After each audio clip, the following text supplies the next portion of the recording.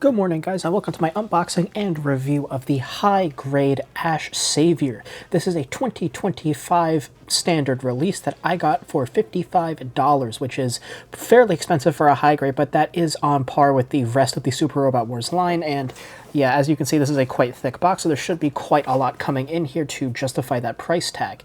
So I did overpay a little bit for this kit. You can find it in many places for around $50, but I got it from USA Gundam Store and they had it for $55, so that's what I paid. Depending on where you decide to buy this thing, you can probably get it for $50 or under.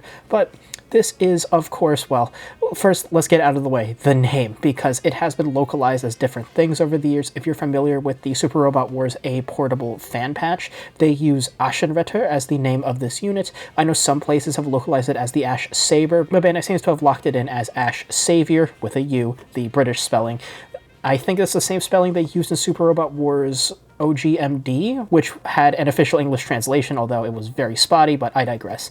Anyway, this is of course going to be the protagonist unit from Super Robot Wars A / its remake A Portable, and also included in the original Generations sub-series. So this unit is kind of an all-rounder that comes with many different weapons, but it is a high firepower real robot whose main gimmick is of course going to be what you see here, these Swordbreakers, these remote funnel-type weapons that load up on its shoulder racks, and it can deploy them independently of itself and fire them around for an all-angle kind of attack. Unlike many versions of something like the new Gundam or the Qubeley, this actually does come with stands to actually display the Swordbreakers flying around it and firing independently, a privilege that you have to pay about $9 for if you want to do that for other kits with the WfM Weapon Display set. So very nice that was included, also probably helping justify the price a little bit. Between that and the Action Base 7, that's what, like $10 of value that accounts for part of this kit's price tag. But anyway, of course, the box art here is going to be in the very standard Super Robot Wars style with this very anime-styled box art here. I'm not the biggest fan of this art style, but it works as Super Robot Wars is overall a series that is paying homage to the mecha anime genre in general, so it's fitting for it.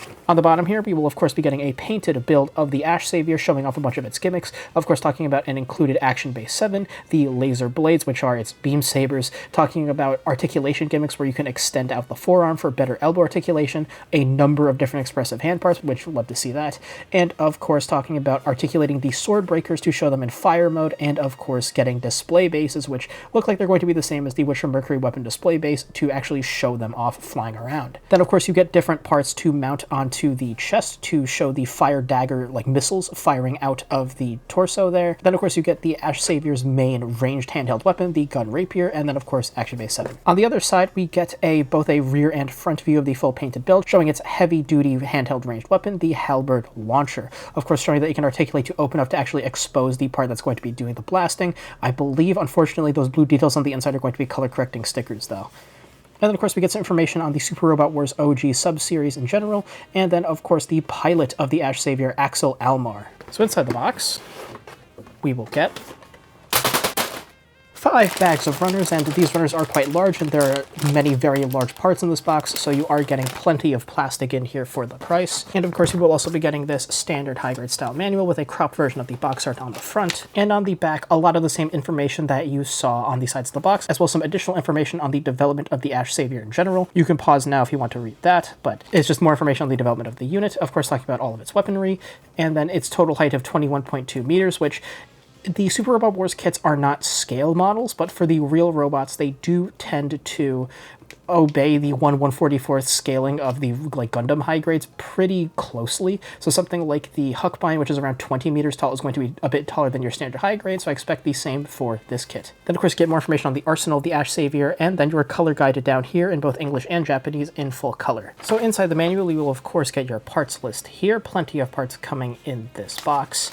And then getting into the build, the head does look fairly involved for a high grade, with tons of parts layering, as you've come to expect if you built any other Super Robot Wars kits. They are generally very high quality high grades, with a ton of parts layering and part separation that make them a joy to build. Of course, talking about mounting the face and the head, sandwiching the other part of the head in.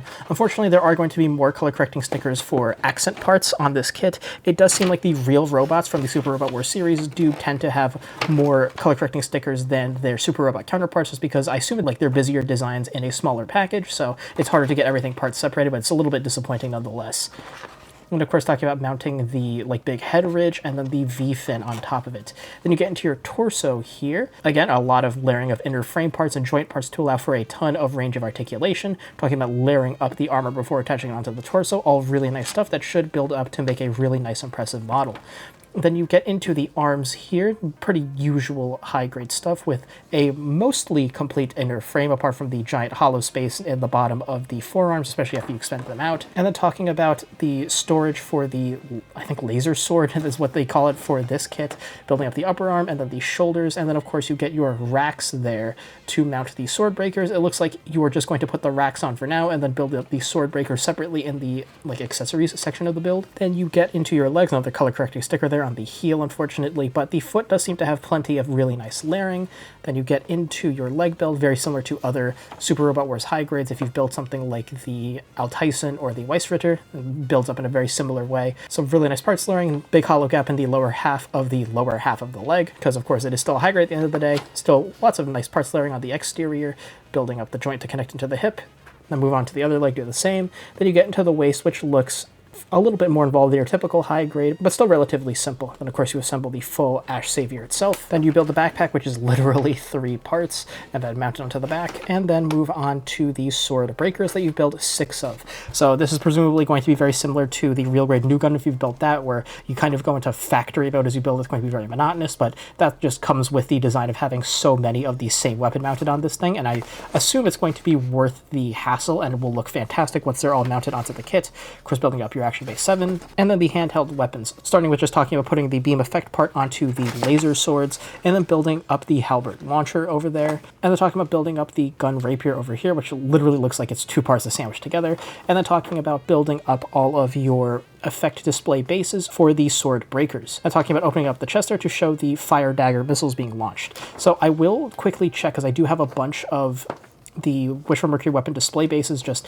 in storage because, well, you never know when you're going to be building a kit that needs those bases to display like remote weaponry flying around, so I will check if these are literally the same bases as those. They really do look like them though. So of course, all of that looks like it's going to be building up to make an incredible build, which I'm very much looking forward to, but inside the bags, we will get 12 runners, which doesn't sound like a whole lot, but again, most of these runners, I'm pretty sure almost all of them, except for the action-based ones, are going to be pretty much full-size runners with a ton of parts on each runner, so yes, this is going to contain a ton of plastic and will build up to be a very nice, impressive model. Unfortunately, that does not extend to color accuracy, as you can see from this rather large color-correcting sticker sheet. Now, some of these are going to be understandable. The metallic yellow and black eye sticker there, this metallic blue strip, presumably for a camera. Some of the small yellow details on the Swordbreakers I can excuse, and then of course these large metallic blue stickers that go on the undersides of the halberd launcher when it's in its deployed mode, but some of these larger gray, white, and yellow accents all probably could have been part separated with how very nicely detailed and parts separated this model is, so it's a little bit unfortunate to see. As for the runners themselves, these runners were printed in June of 2025, and most of these are going to be brand new for the high-grade Ashsaviour, starting with this one with a design date of 2025. Runner A here going to be a multicolor runner coming in 4 different colors. The main color of this runner is going to be a dark primer frame gray that contains a number of parts, including some hand option parts here with closed fists, holding hands, open expressive hands, trigger finger hands, etc. We get the rack parts for the Swordbreakers. We get some parts for, I think, the backpack, and parts to make both the gun rapier and the halberd launcher. We will be getting a clear blue piece up here for, I think, the scope of the halberd launcher. We will be getting a couple of red parts down here for some accent colors for the torso and head, and then we will be getting this very light gray color here for some extra accent parts for, I believe, the halberd launcher. Runners B1 and B2, with this huge section between them shared between the two, going to be in the same dark primer frame gray as much of the A runner. This is going to, of course, be most of our frame and joint parts for things like the feet, the joints for the leg going into the torso, parts for the elbows and knees. We have our fire dagger missile parts over here, parts for our hips, parts for the torso, etc. And then we have a number of parts here for the Swordbreakers. We get runner C here in white, which is going to be the main, I guess, accent color for this kit, with the main armor tone being in blue, of course. So this is going to contain a number of parts for things like the torso. We get both halves of the legs that sandwich together over there. We get a bunch of parts for the head, including the V-fin, etc. We get 2 of runner D1 for the rest of our armor parts in white here. Going to be a number of parts for mainly the Swordbreakers with this giant section over here, but we also get parts for things like the upper arms, the laser swords, and some ventilation accent parts over here. And for the rest of the parts for the mech itself, we will be getting runners E1 and E2 in this nice bright blue color here for the main armor tone of the Ashsaviour. So we get parts for things like the torso there, some parts for the head, parts for the feet, extra armor parts for all across this kit, with all of these like duplicated parts between the two. I believe these are more parts for these Swordbreakers, of course, and then we get some parts for the skirts and crotch. We will, of course, be getting runner ACB7 here for our action base 7, which is essentially the perfect action base for holding most 1/44th scale kits, so it should do the job great here. And then we get 2 of runner BA16 for the display base for the Swordbreakers when they are actively like flying around and firing, and these do look like they are going to be different from the Witch from Mercury weapon display bases, if only by a little bit. Comparing the runner layouts, they are a bit different, and this does have a runner design date of 2022, which is I think the same year that Witch from Mercury actually came out. So if any of you know exactly what this is, if this is like a generic version of the Witch from Mercury weapon display base, just let me know. But this should, of course, give you a ton of variety in posing and do a great job of holding up these Swordbreakers. And of course, lastly, you cannot forget the venerable runner SB13 for a set of standard 1/144th scale beam saber effect parts. You get 2 of them here in a nice blue color. So this will of course be used with the laser swords. We've seen this runner a million times, mostly in clear pink, but it should do the job fine. So yeah, plenty of parts included inside the box that should build up to make a really nice high grade. So I'll see you after the build. All right. Welcome back. Here is the high-grade Ashsaviour, snap-built, panel-lined, and lightly painted. And before I get into anything, let me just apologize if I sound congested for the rest of this video. I think I've been coming down with a cold, so yeah, if I sound a little bit off, that's why I'm a little bit sick.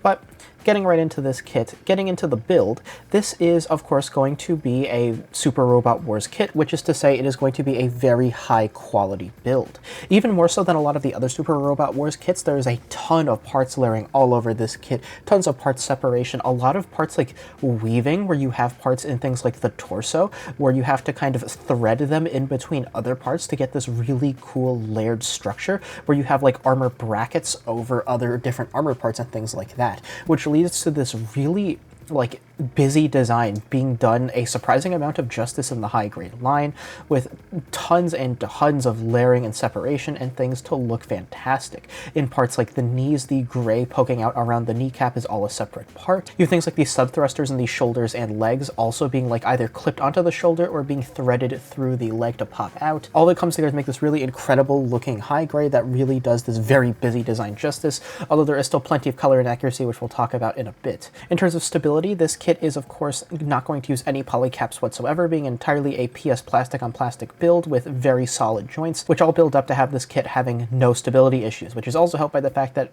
while this kit's design is very over the top and busy, it is not so like geometrically very lopsided. So it doesn't really have any balance issues, and the relatively large surface area of the feet does mean that this kit has no issues balancing. While there are a few loss risks in building this kit, for example, many of the parts in the Swordbreakers are rather small and light, so I accidentally dropped my phone onto the desk at one point and the parts all went flying and it took me a while to go find them.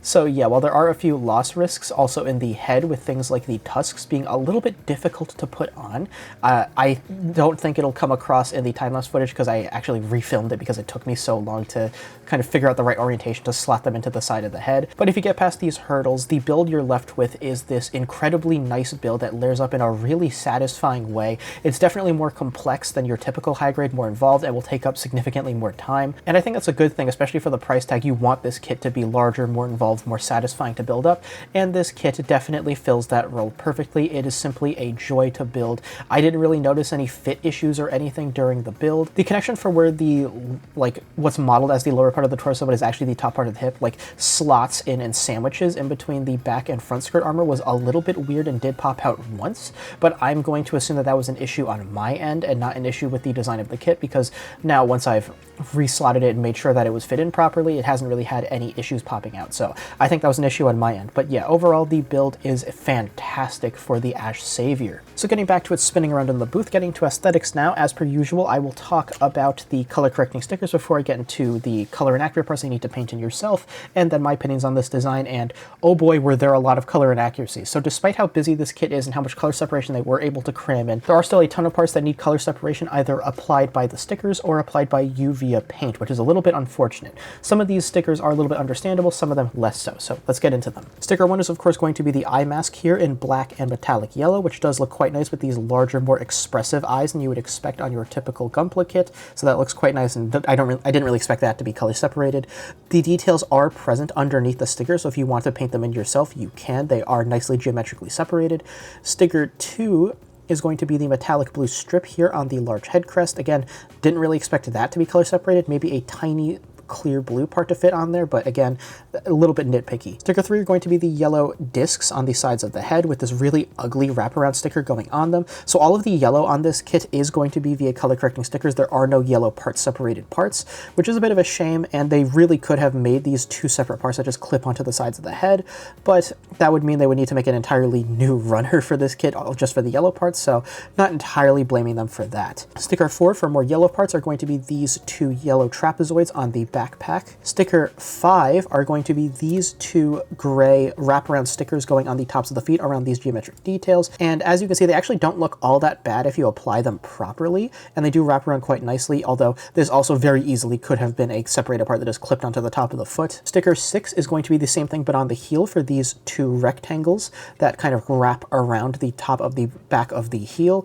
And this also very easily could have been another color separated part that just slot into a little groove in the middle of that white part there. Sticker 7 you get 6 of. They're going to be the yellow circles on the Swordbreakers. Again, these parts are geometrically separated with these raised details, so these also could have been separate parts, but again, they would have needed to make an entirely new runner for just the yellow parts, so kind of understand that. And then the rest of the color correcting stickers are going to be on the halberd launcher. So sticker 8 you get 2 of for these two pentagons on either side of the halberd launcher there for these little gray parts. Sticker 9 is only visible once you raise the, I think the scope, or this is either scopes or like heat sinks or something, but it is kind of hard to get to. But yeah, you pop it open, this gray part here is of course going to be a color correcting sticker, and then stickers 10 and 11 are going to be when you activate the halberd launcher, of course, for these metallic blue and black stripe, like really long strips going along the inside to show that it is an activated mode, which does look really good when deployed, and I don't blame this part entirely for needing these two parts to be color correcting stickers. The light gray parts definitely could have been part separated, especially with these light gray parts already a part of runner A. So yeah, that was a lot of color correcting stickers, and there are plenty more color inaccuracies that you do need to paint in yourself, some minor, some not. So let's get into the, in my opinion, the biggest offender for the not color correct parts, which is of course going to be on the gun rapier. So this weapon is literally two halves sandwiched together, so anything you see that isn't dark gray was painted in myself using a standard white Gundam marker, and I did do a little bit of an oopsie. The marker did kind of explode when I tried to apply to the barrel part on the inside here, so if you notice the paint kind of flaring out onto the gray part, I did my best to try and clean it up, but it didn't really come off all that well. So yeah, that was a little bit of an oopsie on my part. I did order some Display paint markers, which I had heard were very good, but those aren't getting here until a couple of days after you see this video. So I did not have them for building this kit, unfortunately. So yeah, all of these parts here are supposed to be in light gray. I didn't have that color, so I just used white, which I think looks fine. So of course the barrel here, the lower part down here, these two like raised cylindrical details on the back, the parts for the scope, of course, and the scopes themselves need to be in metallic green. So yeah, the gun rapier is an incredibly color inaccurate part, in addition to it having a really nasty seam line running down the middle of it because it is literally just two halves sandwiched together. The gun halberd is entirely color accurate with the color correcting stickers, which is nice, but getting into the kit itself, so I'm going to go top down for the color inaccuracies, starting with the head, kind of moving in the same order I do for articulation. So in the head, the color inaccurate parts are just going to be for hollow details. So you see it on things like the sides of the tusks there, you see it on the kind of blue parts right above that, you see it on the white part right next to the metallic blue strip. All of that needs to be colored in black to show that it's hollow, so again I did that with a little bit of panel liner. In the torso then, it's just these two gaps here in the top to again show that there's like frame poking out similar to these color separated parts to the side of it, but apart from that, yeah, I'm pretty sure the torso is entirely color accurate. In the arms then, these strips on the shoulders do need to be a dark gray, same shade as the frame here, to show that again that there's frame poking through these parts in the armor. That is a layered structure, which I did do with a bit of panel liner. These sub-thruster details here, this block in the middle of this white part needs to be in a dark gray, same thing as the frame, as well as this thinner sub-thruster here, the entire thing needs to be in dark gray. And on the side of the arm here, this additional sub-thruster detail also needs to be in a dark gray. In the lower armor, it's very similar to the structure in the legs where the frame is poking through the kneecap. In the forearm armor, these parts of these raised geometric details are supposed to be frame parts poking through the armor, which very easily could have been part separated. This raised part could have been another part separated blue part that slots on top of a frame part underneath it to give this nice color separation on either side. So I painted them using the Xeon Gray Gundam marker, so those two things are also color inaccurate. On the Swordbreakers, this shaded part next to the yellow circle is supposed to be additional frame poking through the Swordbreaker, so I did that with a little bit of panel liner, so you will need to do that yourself. On the other side, you can kind of see it here. This entire part on the other side where the mounting hole is for these stands is also supposed to be shaded in a gray, so again, did that with a little bit of panel liner. In the waist then, I believe the entire thing is color accurate, so no real issues there. In the legs, there are still a few more color inaccuracies. The ventilation details here, the middle part in dark gray, you do need to paint in yourself because this is just one big blue part. So yeah, this also could have very easily been color separated with you already having to thread the blue part in through the white part. They could have also made the blue part hollow and then you thread in the gray ventilation details through the blue part. So yeah, a little bit disappointing that that wasn't color separated. On the insides of the legs, another blue part, which is again one part just in blue. The inside also needs to be painted in gray. This is a little bit more understandable because of how small the part is. I don't entirely blame them for not separating it into two parts, but that also needs to be painted in. So yeah, plenty of color inaccuracies all throughout this kit. Really the only colors you are going to need are two tones of gray, a light gray for the gun rapier and a dark gray for the various ventilation and frame details on the kit that are not color accurate. But with the part separation present in the kit, it is still quite impressive that they were able to get as much color separated as they were, given how busy this design is. And in general, I really do love this design. While in certain areas, I do think it looks a little bit better in SD form in the games. In like proper standard proportions here is a high grade, which I'm really glad we got. The only part that's really kind of weirding me out is the head. I think it's because of those boar tusk things obscuring what I think is a really cool looking face mask, which really kind of compresses the face and makes the head look a little bit more scrunched up than it really should be. So besides that part looking a little bit awkward, I absolutely love this design. I love the way these shoulders are bulked up by having these Swordbreakers on the racks. I love the kind of all-rounder proportions of this kit, where there's some thickness in the torso and the lower legs, but also plenty of sub-thrusters shown throughout the kit, on the backpack, on the shoulders, on the legs, to show that this is additionally a very high mobility unit. So this does have a lot going for it. It's a very busy design that I think looks very interesting, although I don't really think there's much synergy for this kit on the shelf. You can set it up next to a bunch of other Super Robot Wars kits, but I don't think the design language with this coming from a different game than a lot of those kits, which had debuted in Super Robot Wars Alpha, this debuted in Super Robot Wars A, which is a different game, it doesn't really mesh all that well with them. So that's really the two main aesthetic gripes I have with this kit. One, it doesn't really meld all that well with other kits that have come out from the Super Robot Wars series of high grades, and the proportions of the head are a little bit odd to me, but apart from that, I absolutely love this design. So for a quick size comparison, here is the high grade Ashsaviour next to a standard sized high grade being the high grade Blue Destiny Unit 1, and a standard sized master grade being the master grade Gym Sniper 2 White Dingo team.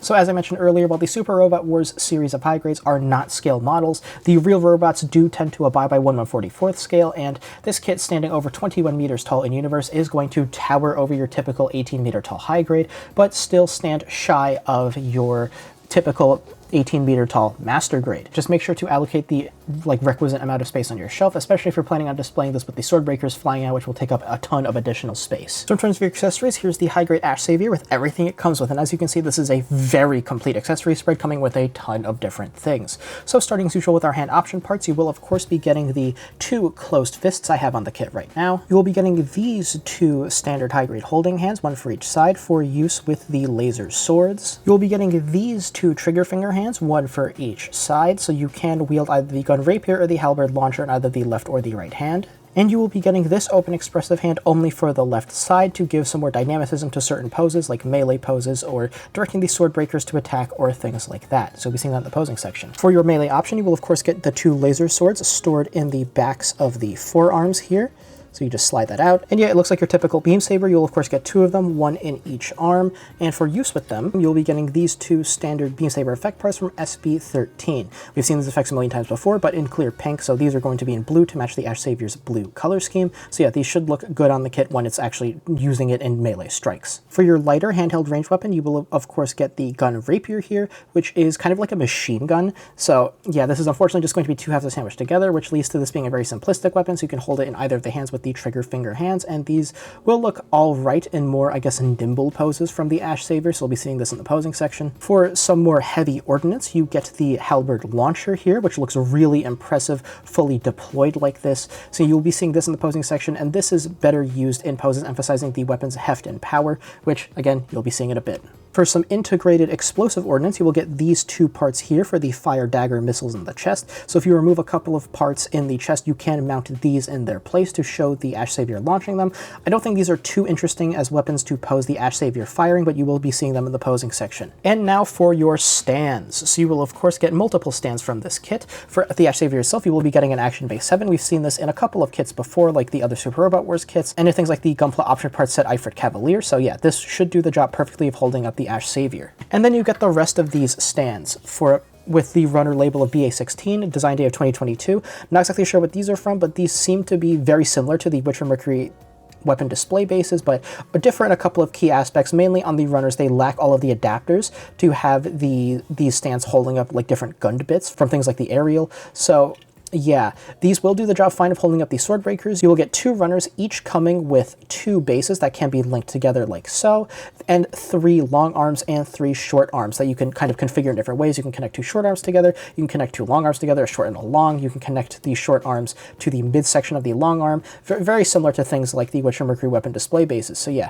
these should do the job of holding up the Swordbreakers in kind of any configuration you would want. Again, you have double the arms you need to actually hold up the Swordbreakers, which you only have 6 of. So yeah, these should do the job great of having your Ashsaviour going all out with its remote weaponry, which, again, quite a shame we don't get more kits with remote weaponry like the Swordbreakers, like the new Gundam, for example, that don't come with stands or anything to show them actually using the remote weaponry, which are often relegated to P Bandai sets. Very unfortunate, but very glad that they're included here. So yeah, ton of accessories coming with the Ashsaviour to give you a ton of different options to pose it. So yeah, this kit definitely has a ton of variety in the poses that it can pull off from just an equipment perspective. So getting into articulation now, starting as usual with the head. So the neck is going to be on a hinge, and the head is going to be rather like high up on this ball joint, which will allow for a very high upward look, quite nice.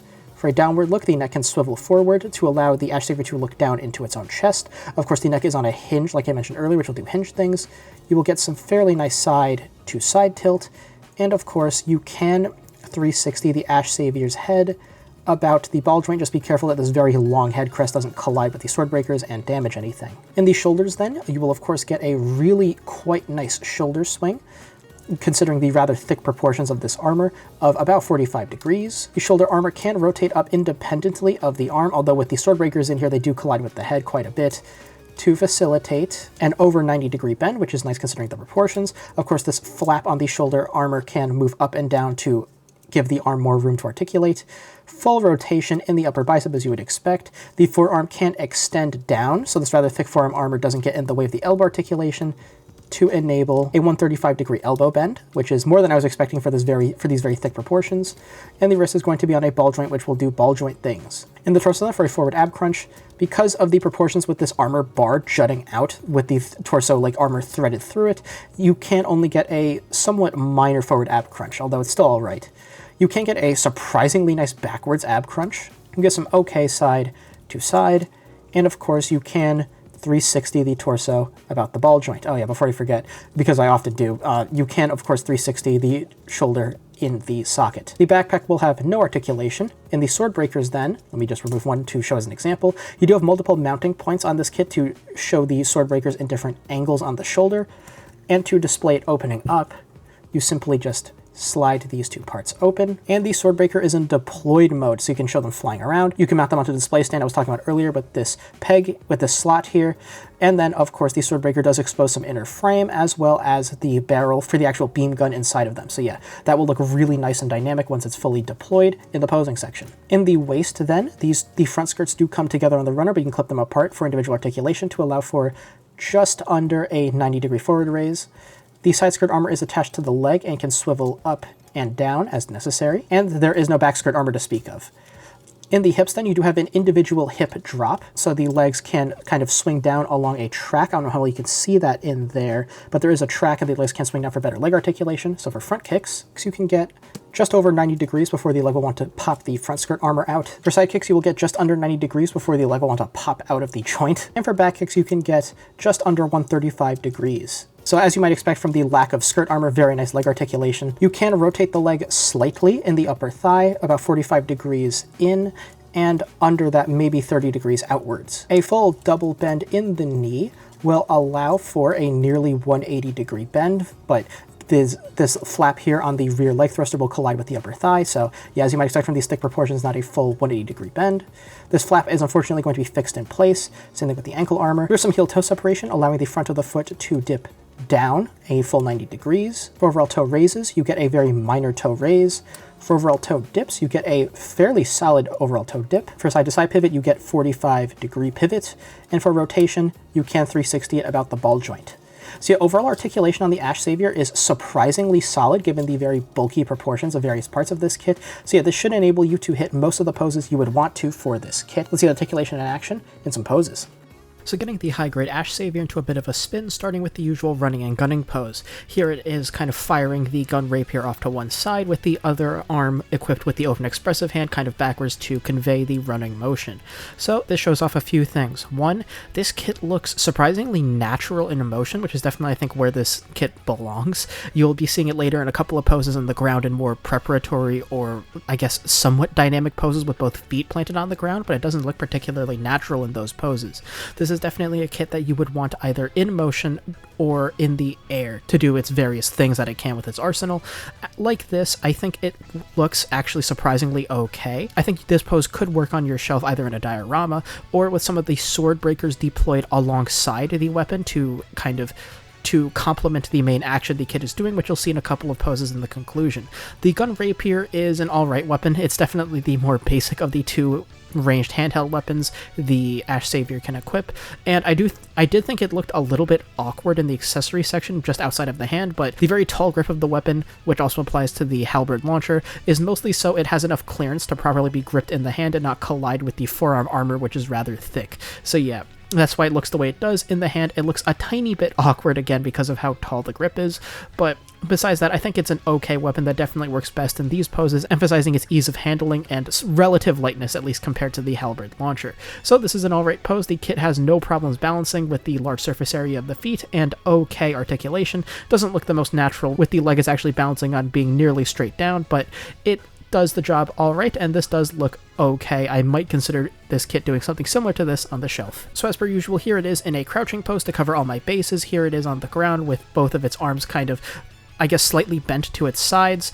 to emphasize the fire dagger missiles firing out of the chest, and this is alright. It doesn't look the greatest while crouching. While the hip drop mechanism and the decent range of articulation in the forward ankle does allow it to crouch fairly easily, it doesn't look the most natural while doing so because of its very bulky and busy design. It really struggles to pull off a more natural kind of compact kneeling pose on the ground, so this is the best it can do. With the legs largely extended like this, it does look quite awkward, and the fire dagger missiles also aren't anywhere near the most interesting weapon that this kit is capable of using. Again, if you want to do an all-out firing pose with the halberd launcher, the fire dagger missiles, and the Swordbreakers all flying out, that might be an interesting option to do, but by themselves I don't think the fire dagger missiles are interesting enough to warrant posing this kit specifically just to fire them, so not really something I would consider this kit doing on the shelf. Again, you really want this kit in motion in the air to get the most out of it for its poses. Crouching like this is really wasting this kit's potential. So getting the kit into the air, this is a pose that I think a lot of people are going to have this kit doing on the shelf or something similar to it,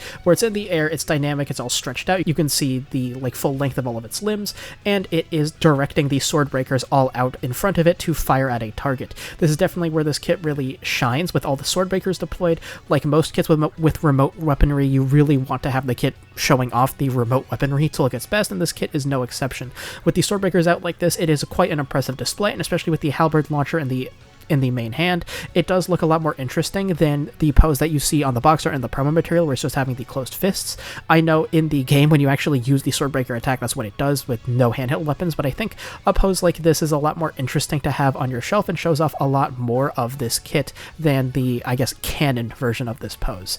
So yeah, this is definitely quite interesting, but it does take up a lot of space on your shelf. This is actually a less interesting version of what you would want to do, which is spread out the Swordbreakers more to show off the like multi-angle attack of the Swordbreakers, and to show them off more as remote weapons. With them so clustered so close to the kit, they don't look quite as impressive as they could be as a display on the shelf, but this is really the only way I could get them like on the rotating base and fully deployed without the stands falling over, because that was a little bit of an issue. Depending on the angle you have the Swordbreakers at, the stands do want to tip over quite easily, and in addition, it was actually pretty hard to get the arms of the stand out of the base to reconfigure them in different ways. So for that, I would definitely recommend you kind of bend the arm down, like to be perpendicular with the peg going into the base, and then kind of rotate the arm in the base like back and forth to loosen it up to pull it out.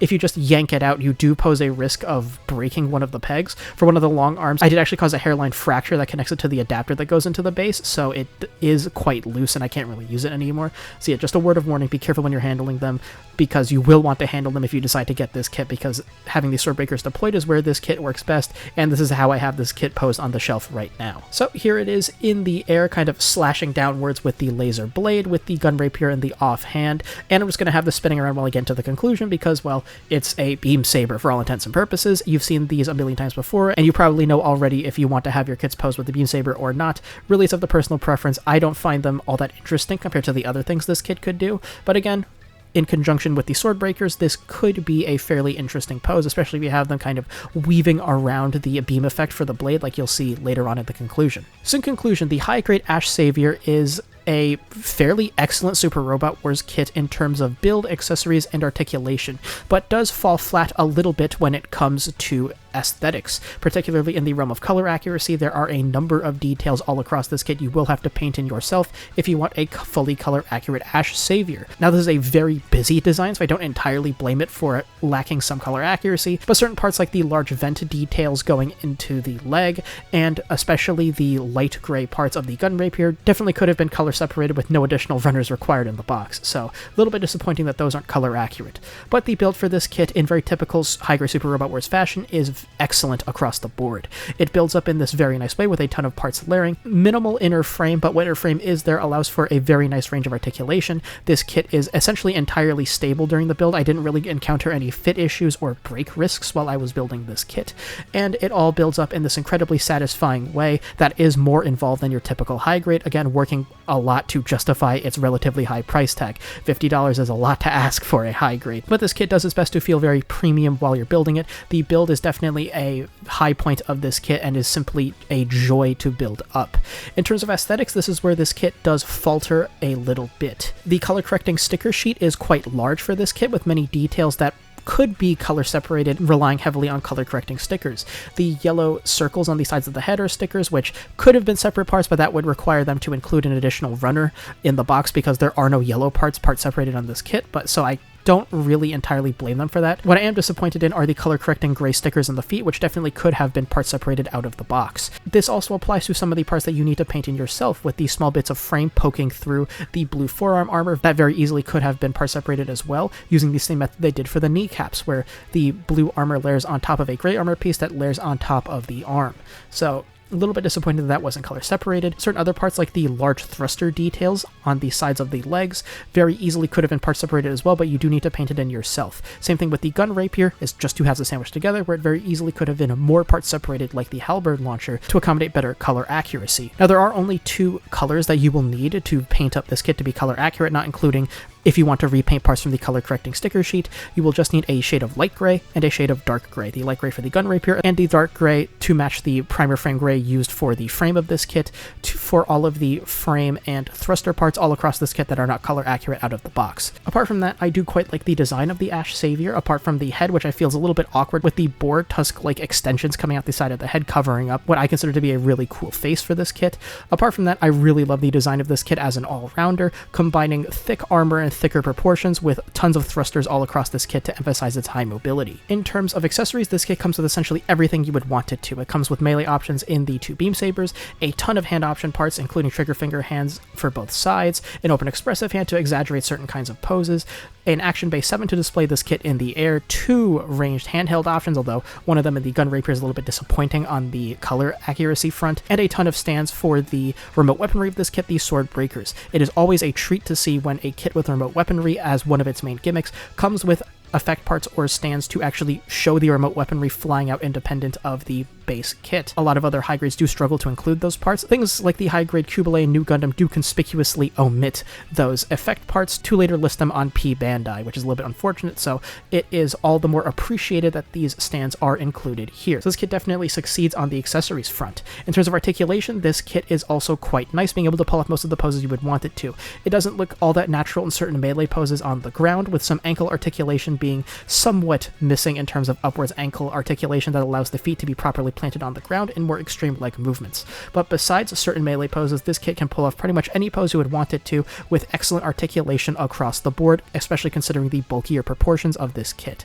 So would I recommend this kit? If you aren't familiar with this design, I would say for a first Super Robot Wars kit, this is a decent option, but I would recommend something like either of the Huckbinds or the Altyson over this if you want to get into the higher Super Robot Wars line. If you're not into painting, definitely avoid this kit because there is a ton of painting on your part required to make this entirely color accurate. But if you like this design, or if you've already built a couple of higher Super Robot Wars kits and are looking to kind of beef up your collection of them, this is definitely an excellent addition to the lineup, and I absolutely love this kit, especially with its versatility and posing and all of the different options it provides to do very interesting dynamic things on the shelf. So that was my review of the high grade Ashsaviour. What do you think of this kit? Let me know in the comments below. If you like reviews like these, make sure to sub to the notification bell so you know most future uploads. We are very close to 1,000 subscribers, which I'm very excited for. I do have a large special kit in mind for when that milestone is hit, but you'll see that video when that happens. If you like this video, give it a like, and I will see you next time with either my review of the Full Mechanics Gundam Aerial Permit Score 6 version, or the winner of the poll that I put up, I think a week ago at this point. As of the recording of this segment, it looks like the Siegfried Hayate custom from Macross Delta is winning, but it has been very neck and neck with the Mazen Kaiser Infinitism version, so we will see what happens by the end of Sunday when I check the winner of the poll. So, depending on whether or not I can find a top coat window next week to top coat the Gundam Aerial, because I'm planning on doing that, it will either be that kit if I can find a window, or probably the Siegfried if I cannot find that window. So regardless of which video ends up coming next, I'll see you then.